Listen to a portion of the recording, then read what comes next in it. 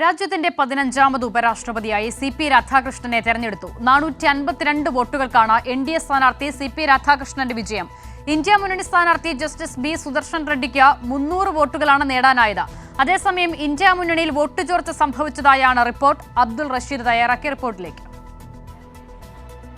അസിത, രാജ്യത്തിന്റെ 15ാമത് ഉപരാഷ്ട്രപതിയായി എൻ.ഡി.എ സ്ഥാനാർത്ഥി സി.പി. രാധാകൃഷ്ണനെ തെരഞ്ഞെടുക്കപ്പെട്ടിരിക്കുന്നു. രഹസ്യ ബാലറ്റ് സംവിധാനത്തിൽ നടത്തിയിട്ടുള്ള വോട്ടെടുപ്പിൽ 767 എംപിമാരാണ് വോട്ട് രേഖപ്പെടുത്തിയത്. എന്തായാലും തമിഴ്നാട്ടിൽ നിന്നുള്ള മുതിർന്ന BJP നേതാവാണ് സി.പി. രാധാകൃഷ്ണൻ. ഇതിലൂടെ സി.പി. രാധാകൃഷ്ണന്റെ വിജയത്തിലൂടെ തമിഴ്നാട്ടിലടക്കം ദക്ഷിണേന്ത്യൻ സംസ്ഥാനങ്ങളിൽ BJPക്ക് വലിയ മുന്നേറ്റമുണ്ടാക്കാൻ സാധിക്കുമെന്നുള്ളതാണ് ഇപ്പോൾ എൻ.ഡി.എ സഖ്യം കണക്ക് കൂട്ടുന്നത്. എന്തായാലും ഇന്ത്യ സഖ്യത്തിന്റെ സ്ഥാനാർത്ഥിയായിട്ടുള്ള ബി സുദർശൻ റെഡ്ഡിക്ക് 300 വോട്ടുകൾ മാത്രമാണ് നേടാനായിട്ടുള്ളത്. ഇതിൽ നേരത്തെ 315ഓളം എംപിമാർ ഇന്ത്യ സഖ്യത്തിൽ നിന്നും വോട്ട് രേഖപ്പെടുത്തിയിട്ടുണ്ട് എന്നുള്ളതായിരുന്നു ഇന്ത്യ സഖ്യത്തിലെ നേതാക്കൾ അറിയിച്ചിരുന്നത്. അതേസമയം 15 വോട്ടുകൾ അസാധുവാണെങ്കിൽ പോലും ബാക്കി വോട്ടുകൾ എവിടെ പോയത് എന്നതിൽ ഒരു ചോദ്യചിഹ്നമായി തന്നെ ഇന്ത്യ സഖ്യത്തിൻ്റെ ഭാഗത്ത് നിലനിൽക്കുകയാണ്.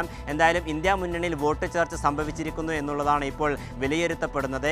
നേരത്തെ തന്നെ BJDയും അതോടൊപ്പം RSP അടക്കമുള്ള പാർട്ടികൾ തെരഞ്ഞെടുപ്പിൽ നിന്നും വിട്ടുനിൽക്കുമെന്നുള്ള കാര്യം വ്യക്തമാക്കിയിരുന്നു. ഇവരുടെ വോട്ടുകൾ ഇന്ത്യ സഖ്യത്തിന് നേരത്തെ ലഭ്യമാകുമെന്നായിരുന്നു വിലയിരുത്തൽ. ഇത് ഇന്ത്യ സഖ്യത്തിൻ്റെ തെരഞ്ഞെടുപ്പിന് അല്ലെങ്കിൽ വിജയത്തിന് മങ്ങലേൽപ്പിക്കുന്ന സാഹചര്യം ഉണ്ടായിട്ടുണ്ട്. അതോടൊപ്പം AAP MP ആയിട്ടുള്ള സ്വാതി മൽവാൾ അടക്കമുള്ള ആളുകൾ, അതോടൊപ്പം YSRP 11 എംപിമാരും NDA സഖ്യത്തെ പിന്തുണയ്ക്കുമെന്നുള്ള കാര്യം വ്യക്തമാക്കിയിരുന്നു. ഇതൊക്കെ തന്നെയും ഇന്ത്യ സഖ്യത്തിൻ്റെ സ്ഥാനാർത്ഥിയായിട്ടുള്ള ബി സുദർശൻ റെഡ്ഡിയുടെ വോട്ടുകൾ ഗണ്യമായി കുറയ്ക്കുന്നതിന് കാരണമാവുകയും ചെയ്തിട്ടുണ്ട്. എന്തായാലും ഇന്ത്യ സഖ്യത്തിൻ്റെ പാർട്ടിക്കകത്ത് തന്നെ വോട്ടുകൾ ചോർച്ച സംഭവിച്ചിട്ടുണ്ട് എന്നുള്ളതാണ് വിലയിരുത്താനാകുന്നത്. ഇനി ദക്ഷിണേന്ത്യൻ സംസ്ഥാനങ്ങളിൽ കൂടുതൽ മുന്നേറാൻ കഴിയുമെന്നുള്ളതാണ് NDA സഖ്യം വിലയിരുത്തുന്നത്. അതേസമയം സ്വന്തം പാളയത്തിലെ പടയെ തന്നെ കണ്ടെത്തേണ്ട സാഹചര്യമാണ് ഇന്ത്യ സഖ്യത്തിനുള്ളത്.